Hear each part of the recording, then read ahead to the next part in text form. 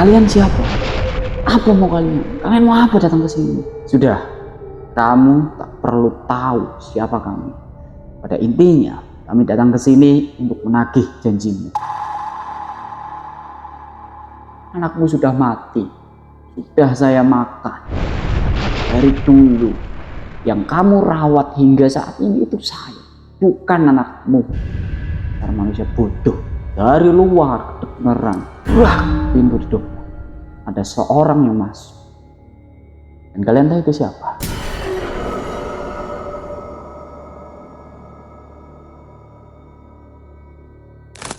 Bismillahirrahmanirrahim. Assalamualaikum warahmatullahi wabarakatuh. Halo dulur, gimana kabar kalian? Semoga kalian semua senantiasa diberikan kesehatan, dimudahkan segala urusannya, dan dilancarkan rezekinya oleh Allah Subhanahu wa Ta'ala. Balik lagi nih dulur, bareng saya di sini Muhammad Reza Maulana yang akan membawakan seret kisah mistis yang tentunya mengerikan.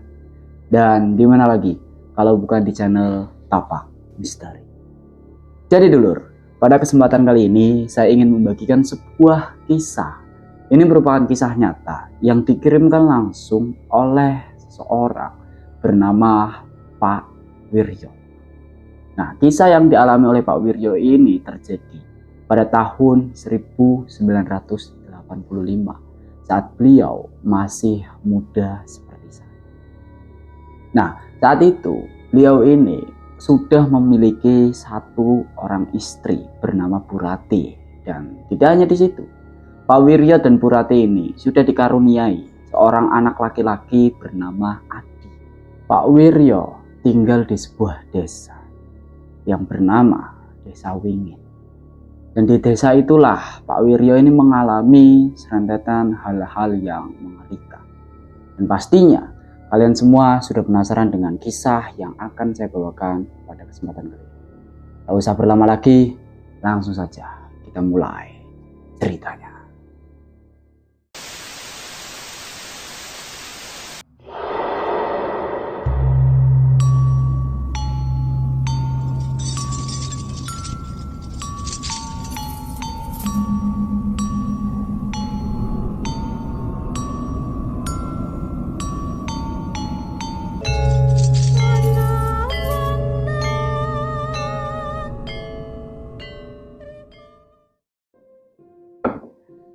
Pak Wiryo tinggal di sebuah desa bernama Desa Wingit.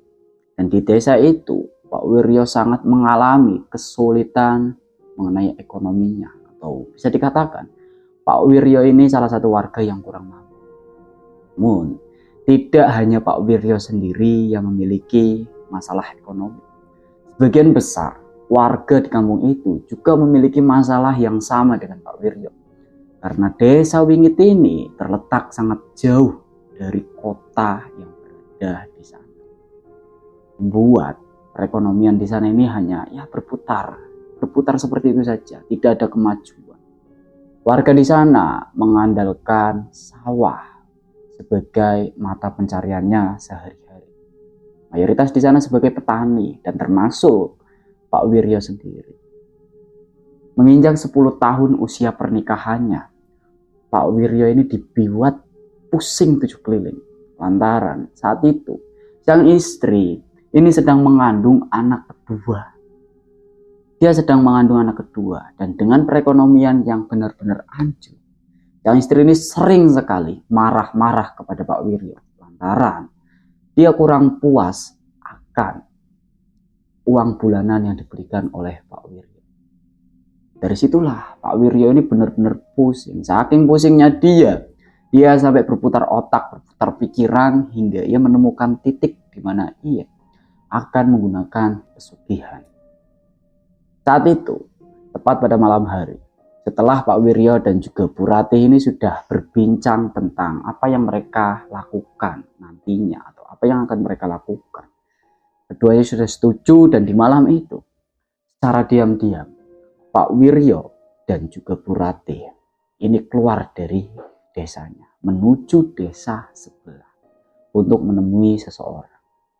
Sampailah mereka di salah satu desa yang bertepatan tepat sekali di sebelah desa Pak Wiryo ini, di sebelah Desa Wingit ini. Dan di sana Pak Wiryo beserta Bu Rati mendatangi sebuah rumah. Rumahnya ini semacam rumah kuno. Rumah yang kecil, rumah kuno. Yang di dalamnya terdapat seorang dukun bernama Mbah Jatmiko. Dan oleh Mbah Jatmiko itulah Pak Wiryo akan meminta tolong. Saat itu Pak Wiryo dan Bu Rati tiba di rumah Mbah Jatmiko. Disambutlah oleh Mbah Jatmiko, mereka berdua pun masuk dalam rumah yang tidak terlalu besar. Dalam ruangan yang lumayan sempit, mereka ngobrol tentang maksud dan tujuan Pak Wiryo beserta Bu Ratih mendatangi Mbah Jatmiko. Dari apa yang diceritakan oleh Pak Wiryo tentang kekurangannya mengenai ekonomi dan juga kesulitan mengenai keuangan dan lain sebagainya, Mbah Jatmiko langsung tertawa. Kalian datang ke tempat orang yang tepat. Jika kalian datang ke sini untuk meminta pertolongan masalah mereka, sebentar, saya ambilkan sesuatu untuk kalian. Beranjaklah dari situ. Mbah Jatmiko ini berdiri dari tempat duduknya, lalu melangkah ke belakang. Melangkah ke belakang, tak lama balik lagi. Sembari menggenggam sebuah kantong berwarna putih. Kantongnya kecil. Diberikan kepada Pak Wiryo. Ini, kamu simpan ini. Kamu pakai ini, saya jamin. Tidak perlu membutuhkan waktu lama, kamu bakal kaya. Ini apa, Mbah? Sudah, coba kamu cek saja. Setelah dibuka, ternyata barang yang ada di dalam kantung putih itu merupakan sebuah batu berwarna merah. Merahnya ini kayak merah darah. Nah, warga termasuk Pak Wiryo sendiri menyebut batu itu dengan sebutan mustika melah delima. Mereka percaya kalau mustika itu mampu membantu perekonomian dan mendatangkan rezeki melalui bantuan dari sebangsa. Kamu pakai ini, saya jamin setelah ini kamu bakal menjadi orang yang kaya raya di kampung. Syaratnya apa, Mbah? Untuk bisa membangkitkan dan bisa membantu saya untuk mengurangi masalah perekonomian saya, Mbah. Syaratnya mudah. Kamu persiapkan 2 ekor ayam cemani serta 2 telur ayam kampung. Selain itu, kamu juga harus mempersiapkan bunga 7 rupa untuk nantinya kamu gunakan bunga itu untuk mandi. Nah, semua persyaratan itu mulai dari ayam cemani dan juga telur yang tadi itu kamu masukkan ke dalam satu wadah yang ingin kamu gunakan untuk menampung uang dari pesugihan. Jangan lupa, kamu juga harus menyiapkan mahar berupa uang tunai untuk menggandakannya. Lantas, saya harus melakukannya kapan, Mbak? Besok malam. Besok malam tepat pada jam 12 malam. Pada malam Jumat, kamu harus melakukan itu semua. Dan saya jamin, di pagi harinya, kamu akan mendapatkan apa yang kamu inginkan. Baik, Mbah. Terima kasih.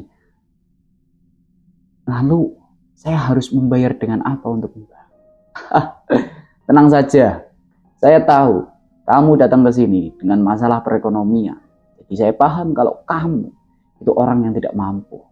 Jadi kamu bisa membayar saya nanti ketika apa yang ingin kamu lakukan itu berhasil.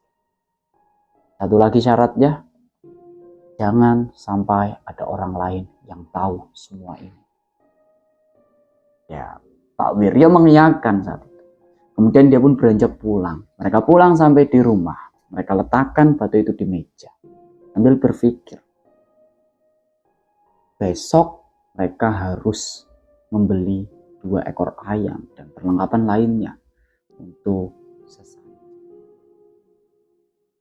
Pagi harinya, Pak Wiryo ini menuju pasar hewan untuk membeli 2 ekor ayam cemani.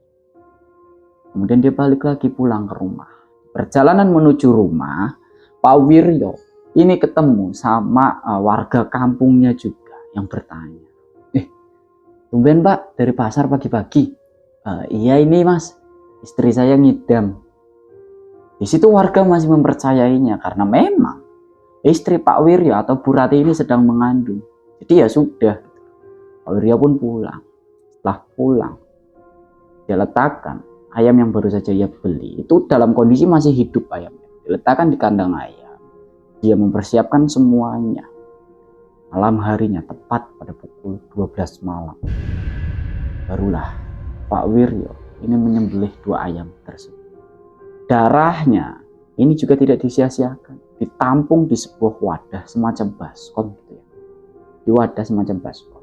Nah, itu juga dimasukkan di dalam sebuah lemari yang nantinya akan digunakan oleh Pak Wiryo untuk menampung uang hasil pesugihan tersebut. Setelah semuanya selesai, dimasukkanlah ke dalam sebuah lemari tadi. Ditunggu tuh. Mereka duduk di ranjang kasur. Nggak lama, dari luar terdengar suara ketokan pintu.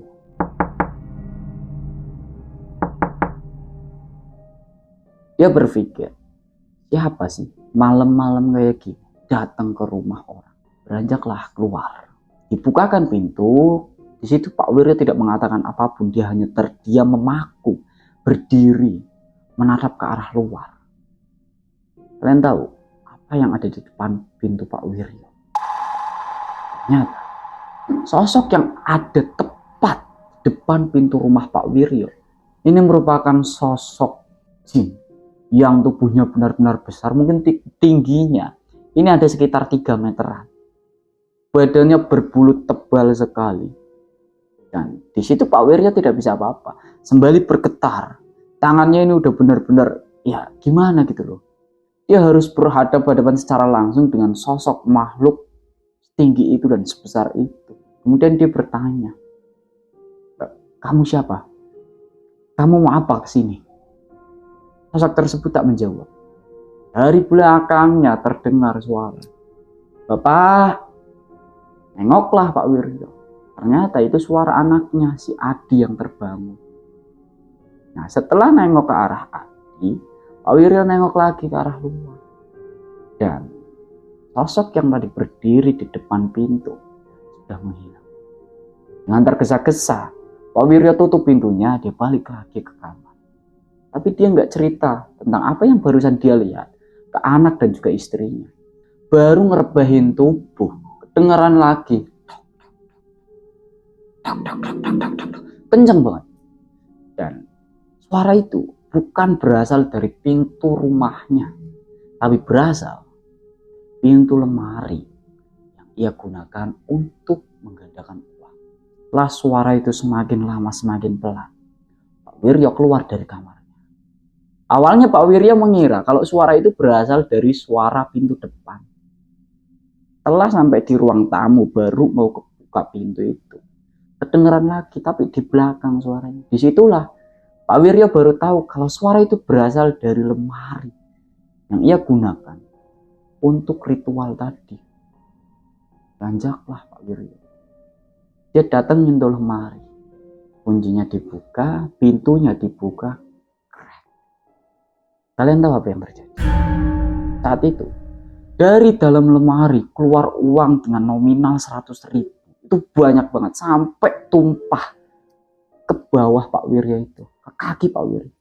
Nah, kondisi ayam yang tadi sebelumnya disembelih itu sudah dalam kondisi kayak hampir membusuk, dengan sudah hilang sebagian gitu loh. Kayak ada yang habis makan.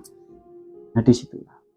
Mungkin kalau menurut saya dulu, itu merupakan ayam yang sudah dijadikan tumbal dan sudah dimakan oleh sebangsa lelembut atau jin untuk menggantikan uang tadi. Setelah melihat uang tadi pada jatuh di bawahnya, Pak Wiryo teriak dong, manggil istrinya, Dek, sini cepat keluar, sini Dek. Keluarlah Bu Rati. Deket. Dia ngelihat uang segitu banyaknya, hampir pingsan. Benar-benar hampir pingsan. Karena semasa hidupnya, apalagi semasa menikah dengan Pak Wiryo, dia nggak pernah satu kali pun melihat uang sebanyak itu berhamburan di depan. Kemudian dia kumpulin uang itu, dia tata menjadi satu dan dihitung. Ternyata jumlah uang itu sebesar 80 juta. Awalnya tadi, mahar yang diberikan oleh Pak Wiryo itu hanya 80.000. Coba, kalian kalkulasikan saja sendiri. Berapa juga? Sangat banyak sekali. Setelah dihitung, ditata, ditaruh di meja, Pak Wiryo ini bilang ke istrinya, Dek, kalau kayak gini setiap hari, cepet kaya kita, cepet beli sawah kita, cepet bangun rumah kita, Dek. Iya Pak, ya udah Pak, kita simpan aja uangnya, besok buat belanja, besok kita makan enak. Ya, Dek. Simpan uang itu di dalam lemari. Mereka lah beristirahat.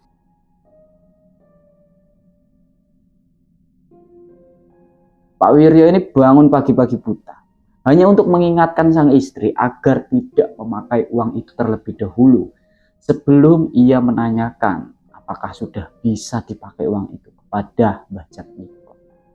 Nah, setelahnya Pak Wiryo ini sekitar jam 6 pagi datang ke rumah Mbah Jatmiko. Dia nanya, Mbah, uangnya sudah cair, apa sudah bisa saya gunakan?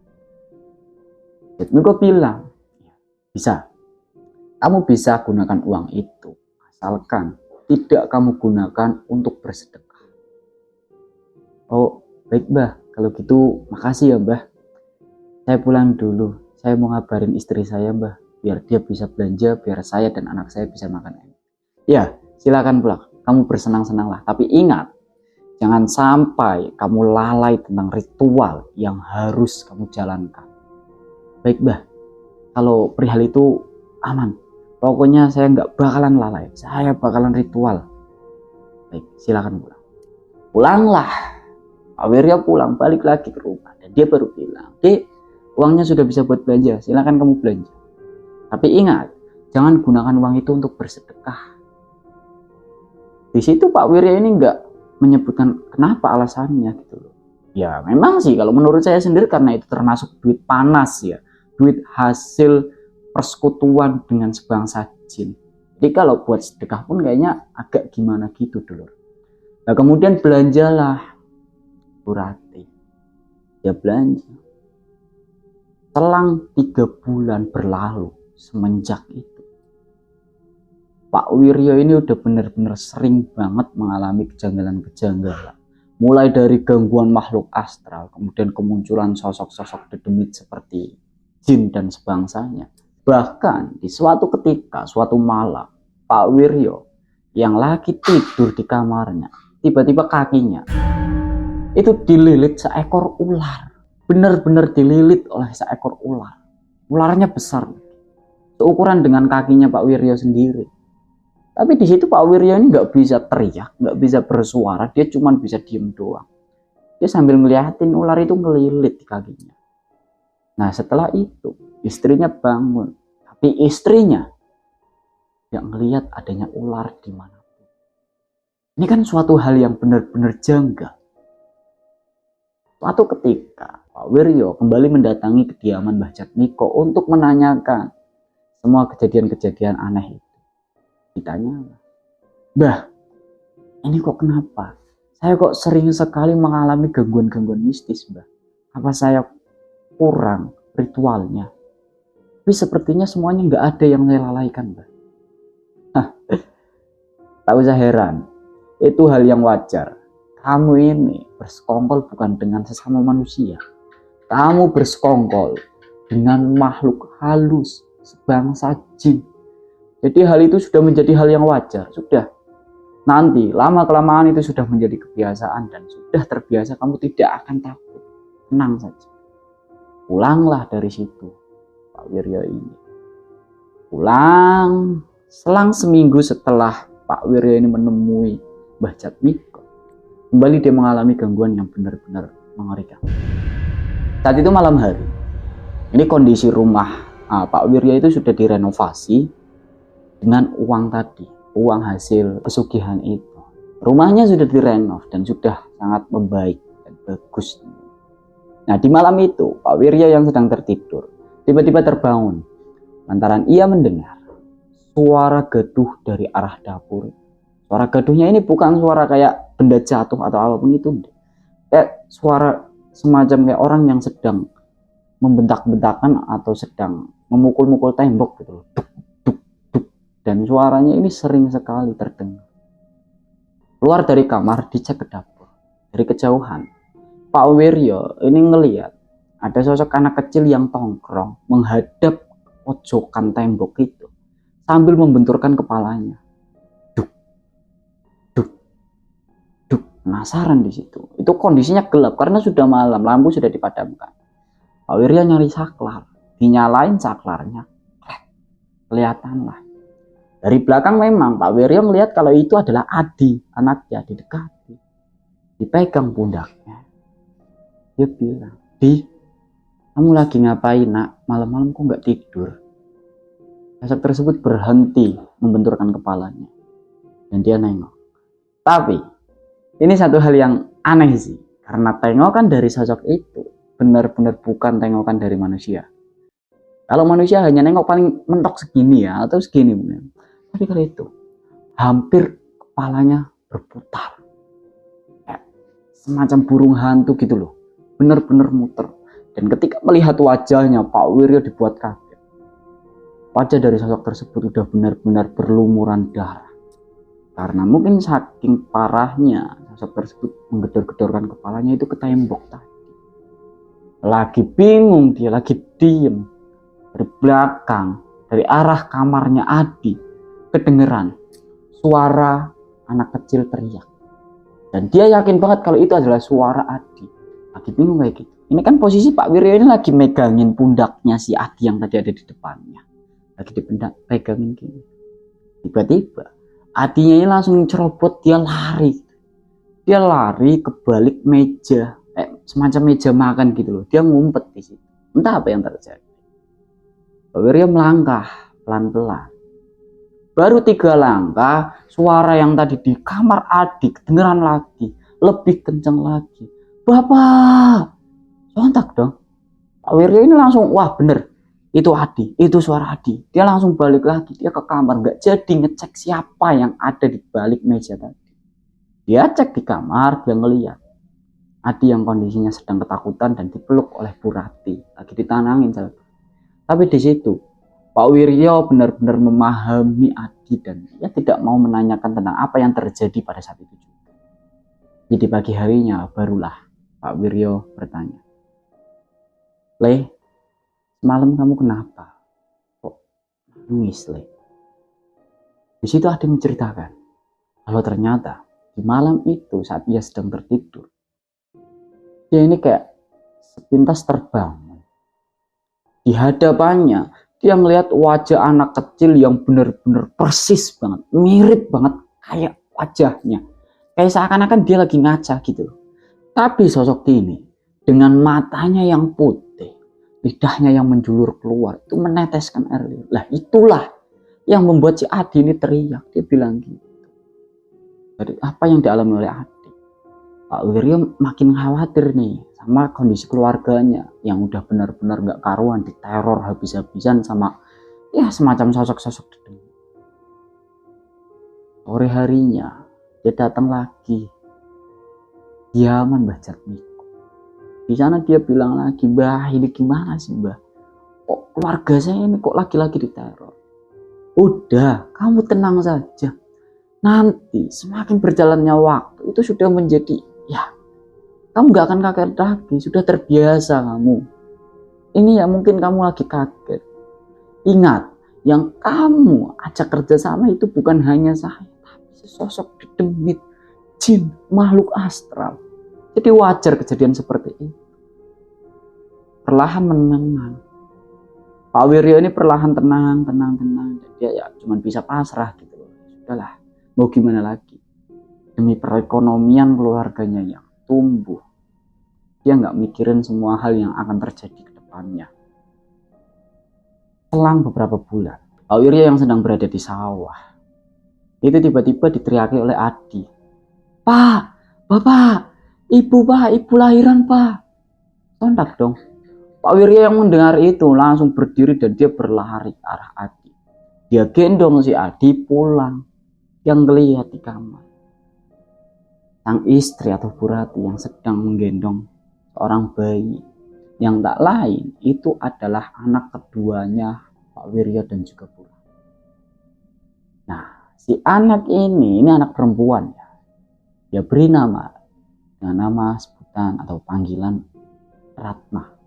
Berbahagialah di situ dengan perekonomian yang benar-benar cukup. Dia sudah menjadi juragan sawah, rumahnya udah mewah.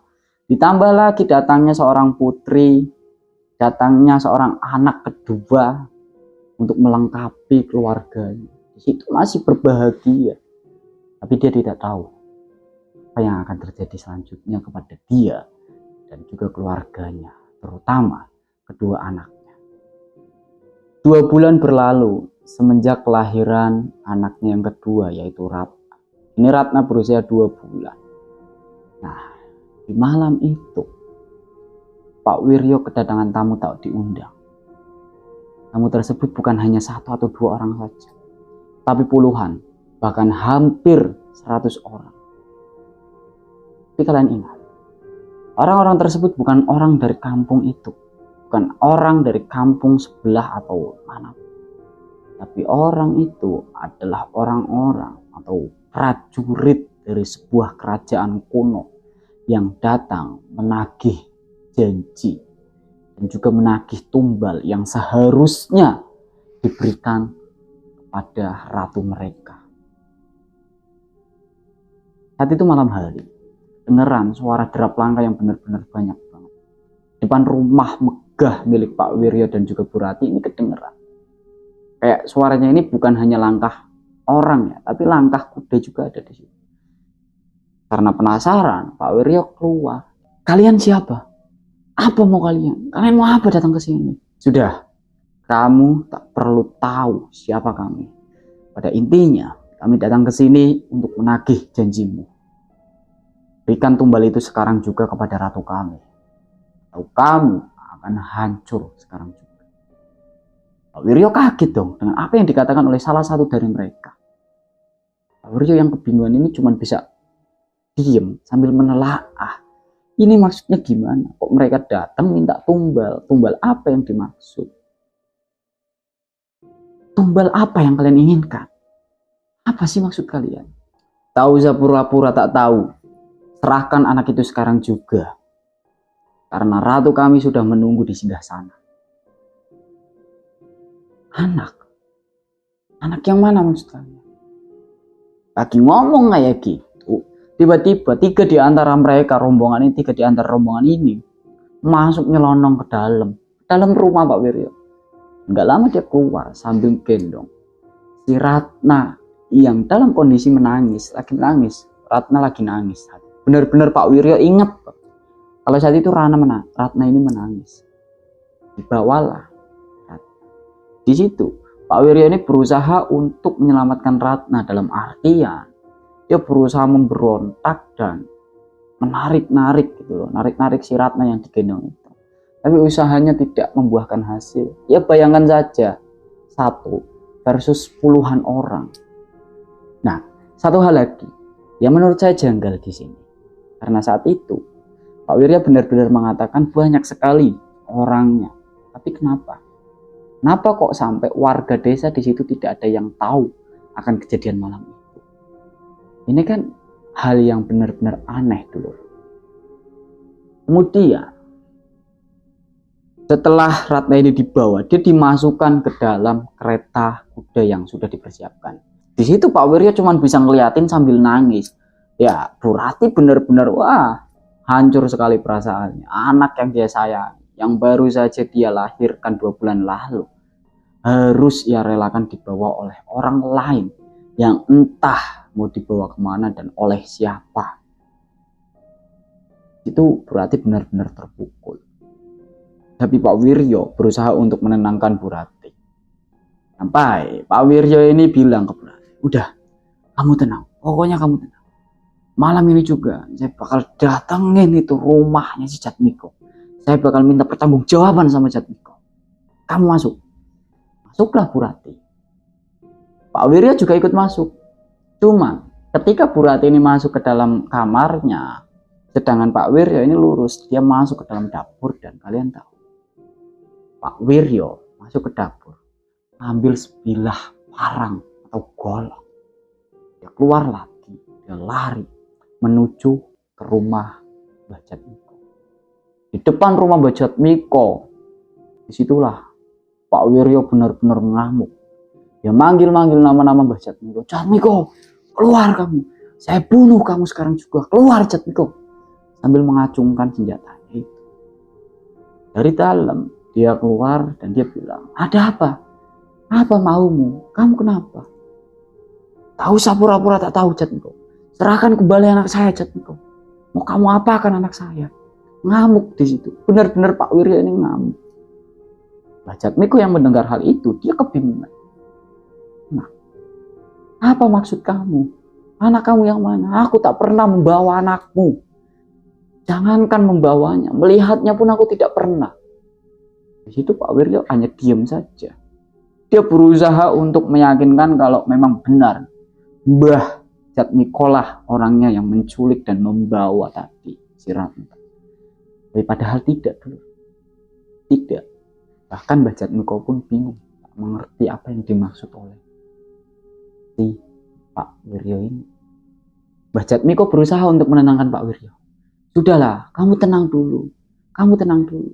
Sudah semakin tenang, kondisi dalam kondisi kondusif, sudah lumayan kondusif. Baru Pak Wiryo dipersilakan masuk ke dalam rumah gubuk milik Mbah Jatmiko. Dalam rumah itulah mereka ngobrol. Pak Wiryo cerita kalau tadi ada puluhan orang yang datang mengambil paksa anaknya, yaitu Ratna. Di situ Mbah Jatmiko cuma geleng-geleng sambil berkata, Pak, ada ritual yang kamu lalaikan, atau mungkin ada yang ketinggalan dalam sesembahan itu. Tidak Mbah, semuanya sudah saya persiapkan dengan matang Mbah.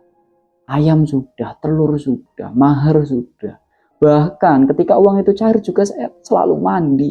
Saya mandi pakai air kembang seperti apa yang Mbah katakan Mbah. Lantas kenapa Mbah kok bisa sampai kayak gini? Anak saya yang dibawa Mbah. Kalau saya yang dibawa ya sudah, tidak masalah. Tapi ini anak saya Mbah. Anak saya. Jatmiko tak bisa buat apa-apa. Dia cuma diam sambil nundukin kepalanya. Dia bilang, ya sudah kalau gitu. Sekarang kamu pulang, kamu istirahat. Kamu tenangkan istrimu di rumah. Besok kamu datang lagi kembali. Kamu datang lagi ke sini dan saya berjanji, saya bakal berusaha untuk mengembalikan anakmu. Kemudian dia pun pulang. Pulang sampai rumah dia nenangin itu si Bu Ratih. Di situ juga ada Adi lagi nenangin ibunya. Ya Adi pada saat itu belum tahu apa-apa. Dia nggak tahu apa-apa, benar-benar masih polos. Pak Wiryo datang, masuk ke dalam kamar, ditenang. Udahlah Dek, nggak apa-apa. Besok saya janji, Ratna sudah akan berada di pelukan kita lagi. Tadi saya sudah datengin Mbah Jatmiko dan dia berkenan untuk membantu kita. Dia berjanji, besok Ratna sudah dikembalikan lagi. Di keesokan harinya, saat itu sore hari, tepat pada pukul 5:30 lewat, sekitar 5 menitan. Dengan kondisi jalan yang masih setapak di zaman itu dan dikelilingi dengan berbagai macam perkebunan warga. Di situ Pak Wiryo yang dari rumahnya menuju ke rumah Mbah Jatmiko, tepat di kampung sebelah, itu mengalami gangguan-gangguan mistis pada saat perjalanan. Dia dihadang oleh sosok jin. Kemudian juga dia ditertawai oleh sosok kuntilanak yang suaranya khas banget gitu loh. Mungkin kalian juga sudah tahu gimana suara kuntilanak. Tak hanya di situ. Di sana ada pertigaan, ada simpangan. Persimpangan itu Pak Wiryo benar-benar ngedengar ada suara anak bayi nangis. Sempat Pak Wiryo nyari. Ketemu anak bayinya.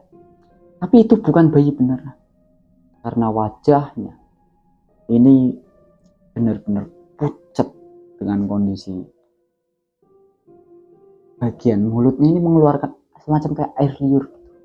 Wajahnya udah hampir membusuk. Seakan-akan kayak bayi yang sudah meninggal sejak lama. Di situ benar-benar. Tapi Pak Wiryo ini yakin kalau itu bukan sungguhan bayi dan itu bukan jenazah. Itu sosok dedemit. Dia melangkah lagi. Melangkah dengan sangat pasti demi anaknya, demi putrinya tercinta. Dia sampai di tempat tujuannya. Kediaman Mbah Jatmiko itu.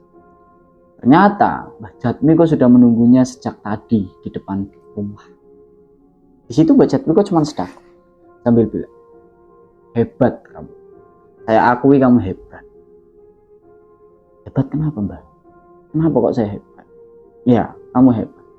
Demi anakmu, kamu rela berjalan dari sana kemari dengan gangguan-gangguan supranatural, kamu lolos.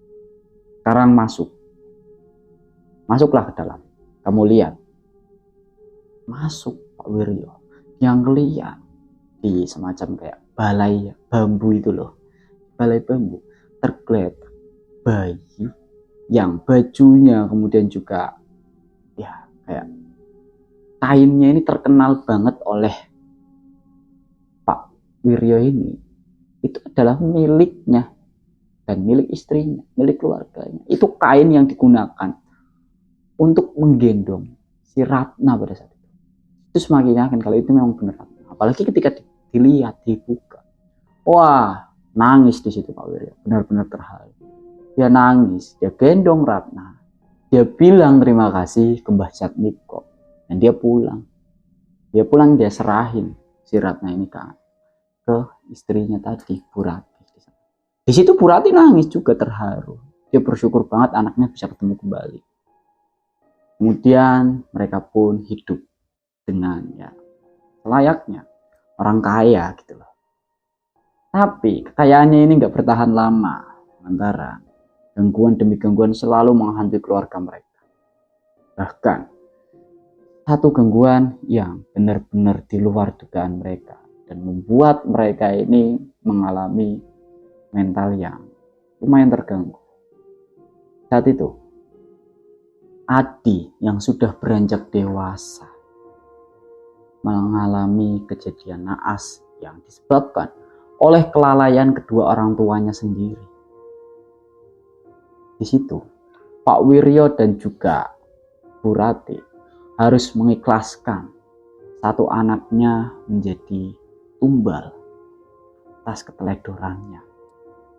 Karena mungkin saking kayanya, berjalannya waktu dia lupa kalau dia mempunyai ikatan dengan sosok-sosok jin atau bangsa jin. Nah, ritual yang seharusnya dilakukan itu tidak dilakukan. Itulah salah satu kesalahannya. Si Adi meninggal tanpa sebab. Dan meninggalnya Adi itu dalam kondisi yang benar-benar mengenaskan. Dia meninggalnya itu di dalam lemari, di mana Pak Wiryo gunakan lemari itu untuk menampung uang hasil pesugihannya.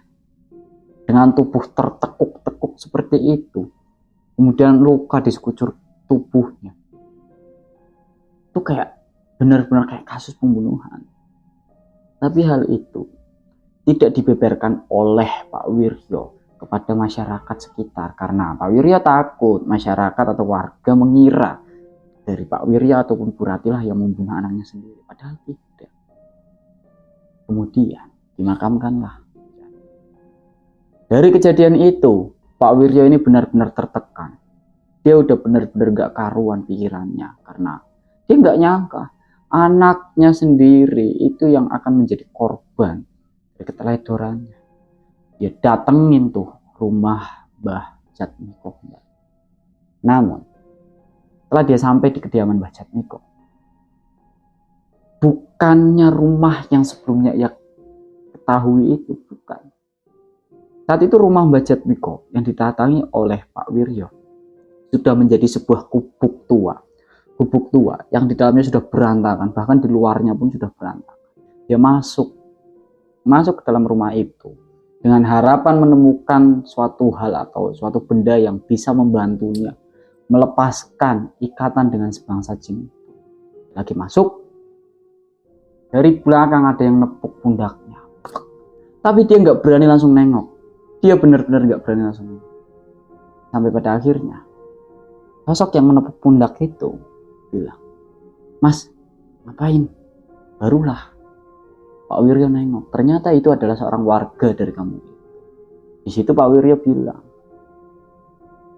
"Pak, maaf, ini Mbah Jatmikonya kemana ya? Kok rumahnya berantakan kayak gini, kayak nggak keurus?"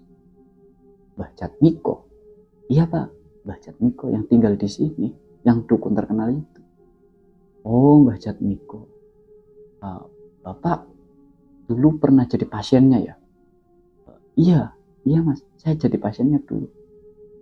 Duh, Pak, udah deh, mendingan Bapak pulang aja. Loh, kenapa mas? Udah, pokoknya Bapak nurut apa kata saya, Bapak pulang aja. Nggak bisa gitu dong mas. Masnya ceritain dulu ada apa. Nanti kalau misalkan saya sudah dengar dengan jelas, kenapa mas nyuruh saya pulang, saya bakal pulang. Pak Wiryo ini benar-benar kekeh pengen tahu apa yang terjadi sama Mbah Jatmiko. Sampai ada warga yang kayak kaget gitu loh ketika mendengar. Tujuan Pak Wiryo datang ke sana itu untuk mencari Mbah Jatmiko. Nah, warga ini ceritalah. Jadi gini mas, Mbah Jatmiko itu udah meninggal 10 tahun yang lalu mas. Kaget dong di situ.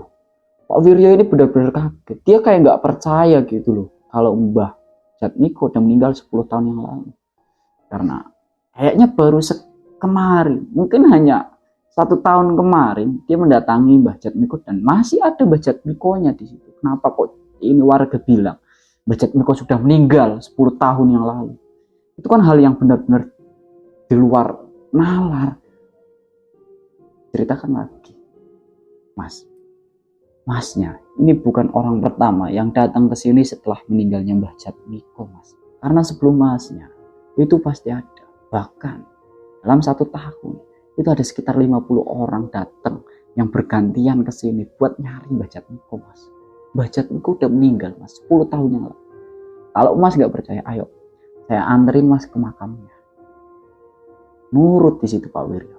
Diantar dia ke makam Mbah Jatmiko dan benar. Itu benar-benar makamnya Mbah Jatmiko. Ada di batu nisannya itu ada tulisannya Jatmiko. Setelahnya Wiryo ini pulang dengan rasa kebingungan yang benar-benar menggebu-gebu. Dia pulang cuma bisa diem doang. Bahkan ditanya istrinya pun dia diem, kayak orang bengong gitu. Dia duduk di sofa, dia bengong. Ditanya istrinya, gimana pak hasilnya? Dia diem doang. Bu Rati duduk di samping Pak Wiryo. Dan disitulah Pak Wiryo mengungkapkan tentang apa yang barusan ia ketahui mengenai Mbah Jatmiko. Bahkan saat itu Pak Wiryo juga memutar otak untuk mencari orang yang bisa memutuskan hubungan antara Pak Wiryo dengan sebangsa jin itu. Karena ia takut setelah almarhum Adi sudah menjadi korban, akan ada korban selanjutnya. Entah itu dari Bu Rati, entah itu dari Ratna, atau mungkin dari dirinya sendiri. Disitulah Pak Wiryo benar-benar ketakutan. Dia bilang ke istrinya, Dek, gimana kalau kita cari orang pintar aja buat bantu kita, Dek? Udah, Dek, nggak apa-apa. Mas rela kalau misalkan Mas jatuh miskin lagi nggak apa-apa. Yang penting keluarga kita aman, damai, Dek. Nggak diteror kayak gini terus-terusan. Beda mas, aku nurut sama kamu. Terserah mas mau gimana, pokoknya aku nurut. Aku ini istrimu mas, jadi aku nurut apa katamu saja. Malam harinya Pak Wiryo mendatangi seorang ustadz yang dikenal sebagai Ustadz Ridwan. Ustadz Ridwan ini di kampungnya sering kayak semacam membantu orang yang kesurupan dan lain sebagainya. Sering, jadi terkenal. Didatangilah Ustadz Ridwan ini, dimintai pertolongan oleh Pak Wiryo. Pak Wiryo cerita tuh, itu posisinya Pak Wiryo ini datang sama sang istri atau sama Bu Rati lah. Sedangkan si Ratna itu di rumah tidur karena kondisinya itu malam hari, ya sekitar jam 8 malam. Ratna udah tidur. Datang cerita tentang apa yang terjadi sama keluarganya selama ini, tentang pesugihan dan lain sebagainya diceritakan semua. Tapi bukan marah. Ustadz Ridwan hanya berkata, kalau memang benar niatmu lillahi ta'ala pengen berubah, pengen bertobat, ayo saya bantu. Tapi kalau ada niat lain, mohon maaf, saya tidak bisa bantu. Pak Wiryo meyakinkan Ustadz Ridwan kalau dia benar-benar pengen bertobat dan menebus segala kesalahannya. Ustadz Ridwan pun ya percaya gitu. Ya sudah kalau gitu. Nanti besok saya akan datang ke rumahmu untuk mengecek apa di rumahmu. Tolong rahasiakan hal ini kepada orang lain. Bahkan kalau bisa, siapapun yang ada di rumahmu jangan ada yang tahu kecuali kalian berdua. Baik Ustadz, terima kasih. Saya tunggu kedatangannya besok ya Ustadz. Ya, silakan. Ajaklah pulang. Pak Wirya dan Bu Rati pulang ke rumahnya. Pagi harinya. Barulah. Sekitar jam 7 pagi. Ustadz Ridwan datang ke kediaman Pak Wirya. Baru dibukain pintu, dari dalam cium aroma busuk yang benar-benar busuk banget. Yang mencium bau itu cuman Ustadz Ridwan saja. Jadi ternyata rumahnya milik Pak Wiryo ini sudah lama. Itu rumahnya yang baunya ini busuk sekali. Tapi Pak Wiryo dan Bu Rati bahkan keluarga yang lainnya ini tidak ada yang bisa mencium bau itu. Hanya orang-orang tertentu, contohnya kayak Ustadz Ridwan ini. Benar-benar busuk sekali. Dibuka itu baunya busuk kayak bau bangka yang udah lama banget berada di situ. Ditelusurilah itu rumah. Di setiap sudut itu dicipratin kayak semacam air ya. Mungkin entah itu air, apapun itu air, pokoknya airnya bersih, bening. Dicipratin dengan mungkin niatannya mengusir hal-hal gaib yang ada di sana. Semuanya selesai. Ustadz Ridwan bilang, Mas, yang tinggal di sini bukan cuma hanya Mas, Mbak, dan juga anak Mas. Entah siapa. Orang di sini kita cuma bertiga. Ya tadinya berempat, cuman anak saya yang pertama sudah meninggal, Ustaz. Ya Mas, saya tahu.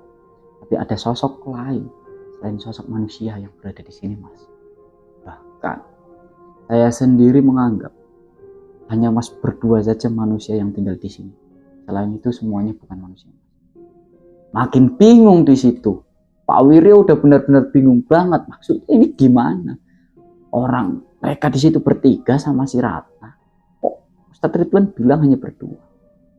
Ustadz Ridwan juga bilang, Mas, itu yang di kamar anak Mas, yang lagi tidur itu anak Mas. Iya Ustadz.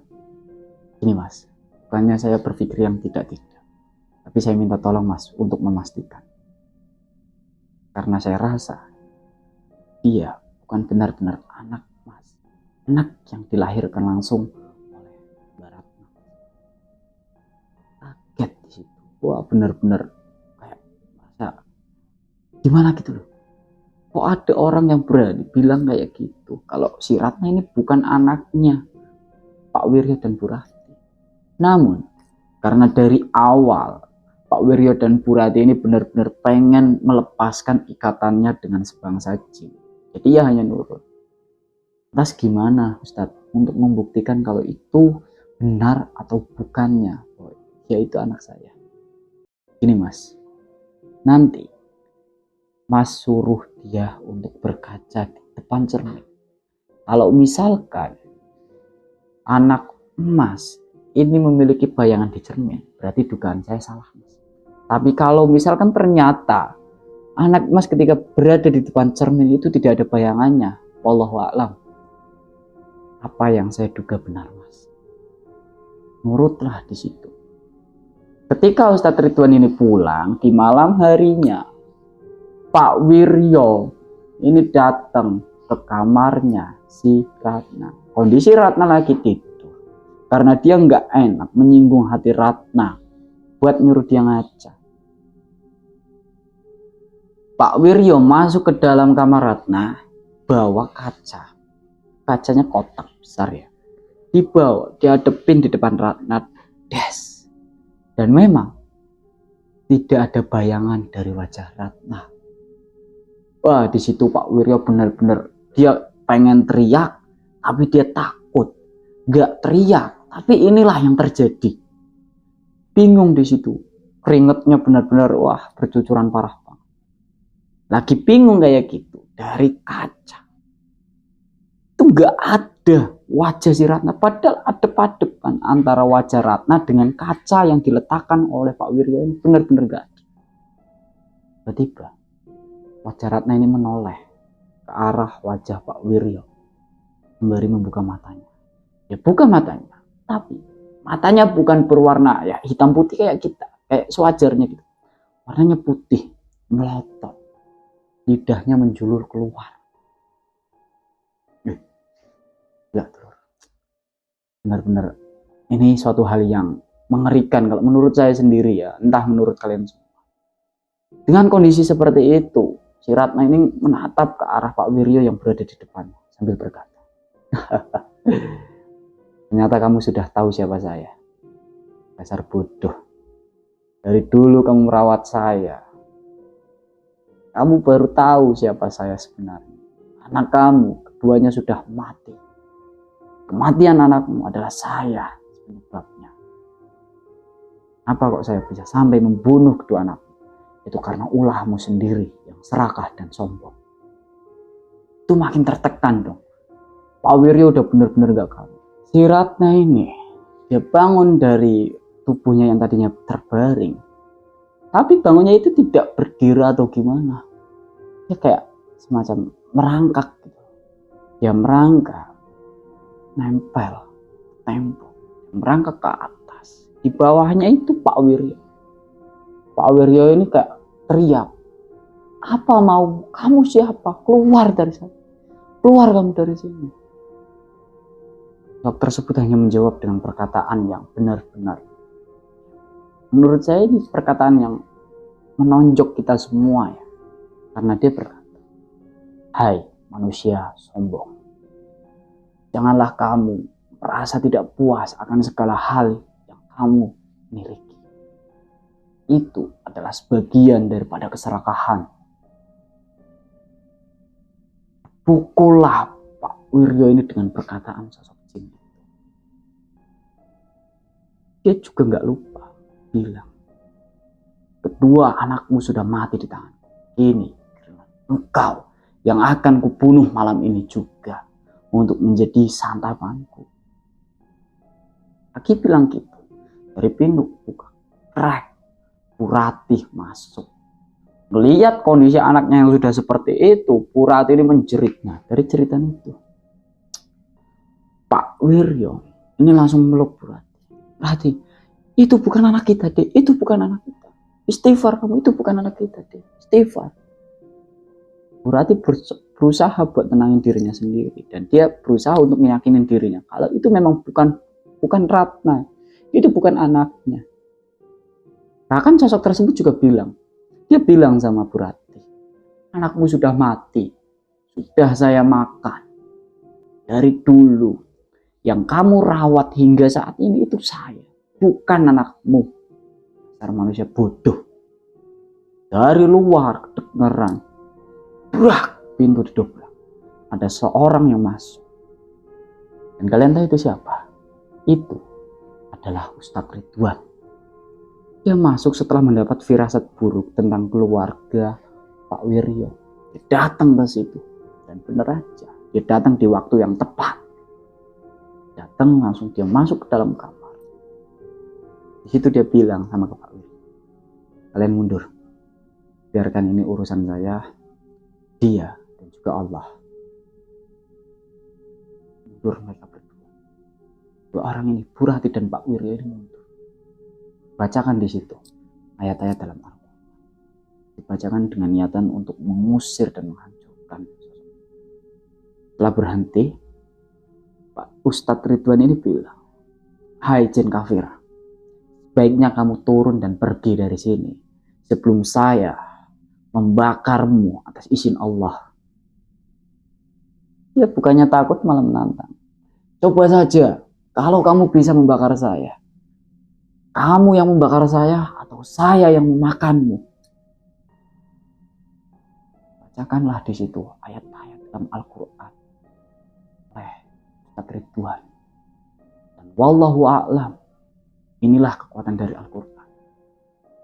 Bacakannya surat-surat itu, ayat-ayat itu, sosok tersebut tiba-tiba berubah menjadi api dan jatuh tepat di bawah Ustadz Ridwan berdiri. Dan apa? Dan dengan mudahnya diinjak oleh Ustadz Ridwan. Padamlah api tersebut. Dari situlah gangguan-gangguan yang benar-benar datang silih berganti ke keluarga Purati dan juga Pak Wiryo menghilang.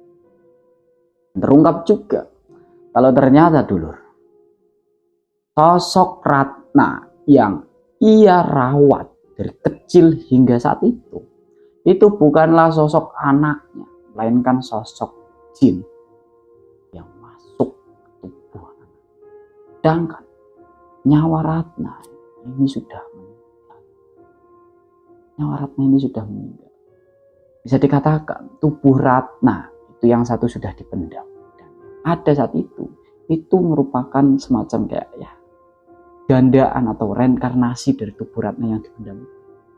Nah, pada saat dulu, saat Mbah Jatmiko mengembalikan Ratna Pak Wiryo, itu sebenarnya sudah bukan Ratna. Dan itu adalah sosok jin. Karena semenjak itu sampai saat waktu Pak Wiryo ini mengungkap bahwa itu benar-benar bukan Ratna, dia nggak pernah satu kali pun ngelihat si Ratna ini nangis.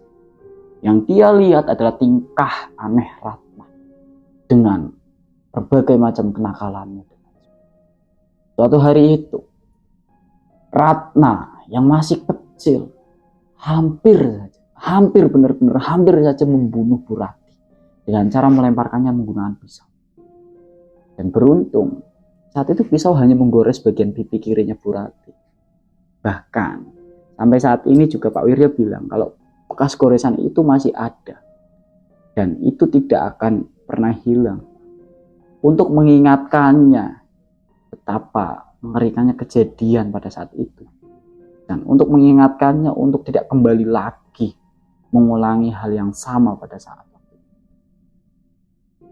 Kemudian setelah kejadian semua itu, setelah sosok jin itu sudah dihancurkan dan ya Pak Wiryo dan Bu Rati ini sudah tidak mengalami gangguan-gangguan mistis lagi.